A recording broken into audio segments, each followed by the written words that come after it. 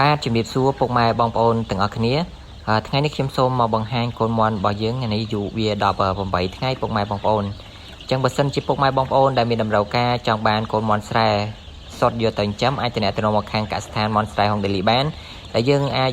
ធ្វើការកម្មងតាមអាយុកាលបានពុកម៉ែបងប្អូនចាប់ពីអាយុ3ថ្ងៃរហូតដល់អាយុ21ថ្ងៃចឹងតម្លៃវិញទៅតាមអាយុកូនមន់ពុកម៉ែបងប្អូនចឹងបើសិនពុកម៉ែបងប្អូនដែលមានតម្រូវការអាចទំនាក់ទំនងមកខាងកសិដ្ឋានមន់ស្រែហុងដេលីបានដែលមានទីតាំងនៅភូមិរូងឃុំលំចង់ស្រុកសំរោងខេត្តតាកែវបើសិនពុកម៉ែបងប្អូនត្រូវការឈុត